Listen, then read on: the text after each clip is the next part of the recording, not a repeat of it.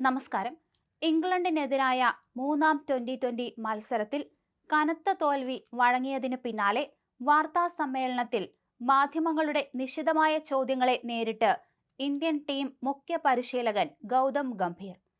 മലയാളി താരം Sanju V സാംസണെ playing 11-ൽ നിന്ന് ഒഴിവാക്കി 15 വയസ്സുകാരൻ വൈഭവ് സൂര്യവംശിക്ക് അവസരം നൽകിയ നടപടിയാണ് വലിയ വിവാദങ്ങൾക്ക് വഴിവെച്ചിരിക്കുന്നത്.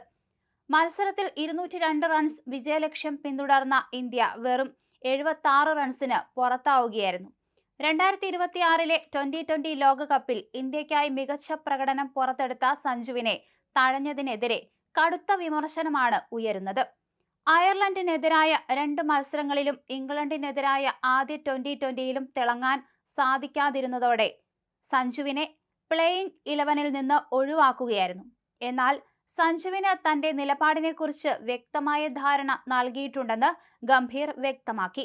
സഞ്ജുവിന് ആവശ്യമായ എല്ലാ കാര്യങ്ങളിലും എന്റെ ഭാഗത്തുനിന്ന് വ്യക്തത നൽകിയിട്ടുണ്ട്. അത് കളിക്കാരനും പരിശീലകനും തമ്മിലുള്ള വ്യക്തിപരമായ സംഭാഷണമാണ്. അത് പുറത്തു പറയാനാകില്ല, ഗംഭീർ പറഞ്ഞു. സഞ്ജുവിന്റെ കാര്യത്തിൽ ഞങ്ങൾക്ക് പൂർണ്ണ വ്യക്തതയുണ്ട്. ഇന്ത്യക്കായി അദ്ദേഹം ചെയ്ത കാര്യങ്ങൾ എടുത്തു പറയേണ്ടതാണ്. എന്നാൽ ചിലപ്പോൾ ടീമിലെടുക്കുമ്പോൾ കളിക്കാരുടെ നിലവിലെ ഫോം കൂടി പരിഗണിക്കേണ്ടി വരും. അദ്ദേഹത്തിന് ഈ പരമ്പരയിലേക്ക് തിരിച്ചു വരാൻ സാധിക്കില്ലെന്ന് ഇതിനർത്ഥമില്ല, അദ്ദേഹം കൂട്ടിച്ചേർത്തു. അന്താരാഷ്ട്ര ക്രിക്കറ്റിൽ വ്യക്തികൾക്കല്ല, മറിച്ച് ടീം കോമ്പിനേഷനാണ് പ്രാധാന്യമെന്ന് ഗംഭീർ അവകാശപ്പെട്ടു. വൈഭവ് സൂര്യവംശിയും അഭിഷേക് ശർമ്മയും ചേരുന്ന ഓപ്പണിംഗ് കൂട്ടുകെട്ട് മികച്ചതായിരിക്കുമെന്ന വിശ്വാസത്തിലാണ് വൈഭവിനെ ഉൾപ്പെടുത്തിയത്.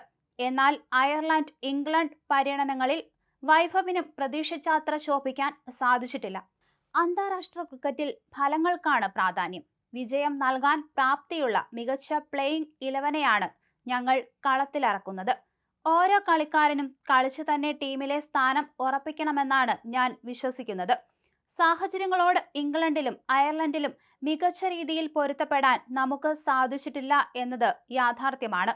അല്ലെങ്കിൽ തുടർച്ചയായ 4 മത്സരങ്ങളിൽ തോൽവി വഴങ്ങേണ്ടി വരില്ലായിരുന്നു, ഗൗതം ഗംഭീർ വ്യക്തമാക്കുകയും ചെയ്തു.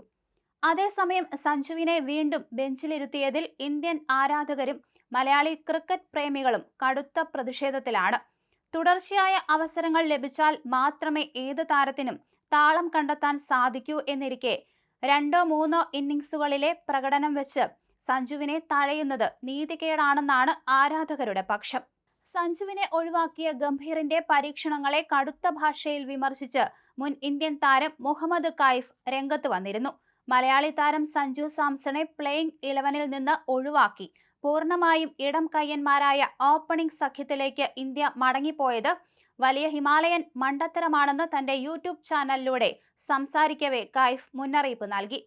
കഴിഞ്ഞ T20 ലോകകപ്പ് വേളയിൽ ഇന്ത്യ ഇതിനോടകം തന്നെ പഠിച്ച പാഠം ഗംഭീറും സംഘവും മറന്നുപോയെന്ന് കൈഫ് ചൂണ്ടിക്കാണിച്ചു. ലോകകപ്പിൽ ഇന്ത്യ ചെയ്ത അതേ തെറ്റാണ് ഇവിടെയും ആവർത്തിക്കുന്നത്. അവിടെ ഇഷാൻ കിഷനും അഭിഷേക് ശർമ്മയുമാണ് ഓപ്പൺ ചെയ്തത്. എതിരാളികൾ ഓഫ് സ്പിന്നർമാരെ കൊണ്ടുവന്നതോടെ ഇരുവരും പുറത്താകാൻ തുടങ്ങി. ഒരു വലിയ തോൽവി വഴങ്ങുന്നതുവരെ അന്ന് സഞ്ജുവിനെ കളിപ്പിച്ചിരുന്നില്ലെന്നും കൈഫ് ഓർമ്മിപ്പിക്കുകയും ചെയ്തു.